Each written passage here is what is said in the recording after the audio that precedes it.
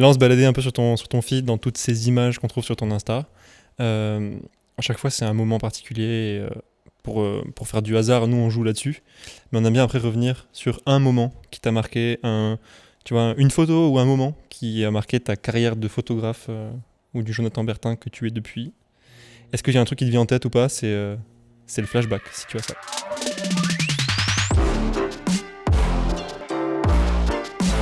Il y a une photo que j'ai fait à Hong Kong qui est genre juste, c'est une de mes préférées. Pourtant, elle appartient encore à cette ère de voyage et de création avec des choses qui sont déjà ouf, tu vois.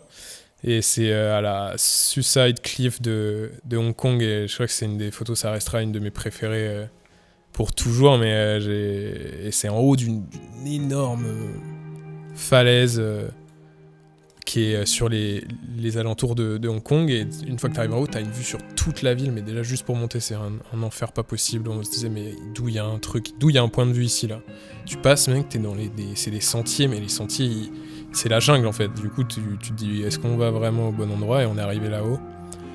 Et du coup, comme mon pote avait le vertige, c'est moi qui ai dû faire la silhouette et aller au bout du truc, sauf qu'en allant au bout du truc, je failli crever, glisser de la falaise.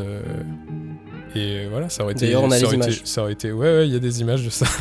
Ça aurait été une mort un peu nulos, mais on en retient une très bonne image, donc voilà. Tu dois avoir un ascenseur émotionnel de malade. Mais moi, j'ai même pas capté en fait, j'ai juste glissé, je fais oh.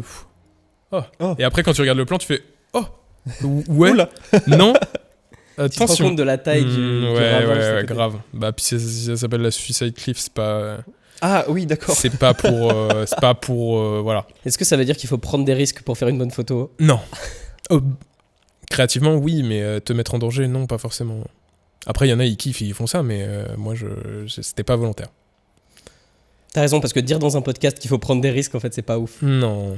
Tu vois, par exemple, on regardait la fête foraine tout à l'heure. Moi, c'est les moments là, je suis là, je mets mes écouteurs et il y a rien. Il y a rien qui peut venir me perturber, quoi. C'est vraiment genre, je suis dans ma bulle, mais la bulle, c'est plus un bunker, tu vois. Donc c'est vrai que c'est à l'état de... Je crois que c'est l'état de flow un peu. Enfin, ouais, c'est ça se dit comme ça, ouais. C'est un concept... c'est américain comme truc, il n'y a pas trop de définition en français, c'est un truc le de flow. surfeur. Non, c'est genre cette espèce de... Je sais pas, t'es dans un entre-deux, t'es déconnecté, t'es dans ton monde et tu kiffes, quoi. Ouais, je pense que c'est un peu de l'hypnose. Et c'est des moments où t'es très inspiré. Je pense que c'est un peu de l'auto-hypnose. Ouais. Ah ouais. Pour moi, t'es dans un état un peu hypnotique. Ouais. Genre, donc je dirais état d'hypnose, quoi. Ouais, la transe créative. Ouais, la transe, voilà. Ouais, la transe. Il y a des moments comme ça. L'épisode complet est disponible dès maintenant. Si l'extrait que vous venez de voir vous a plu, vous pouvez découvrir aussi toutes les rencontres qu'il y a sur cette chaîne. Et surtout, pensez à vous abonner parce que c'est un geste simple, qui coûte rien, mais qui donne beaucoup de force.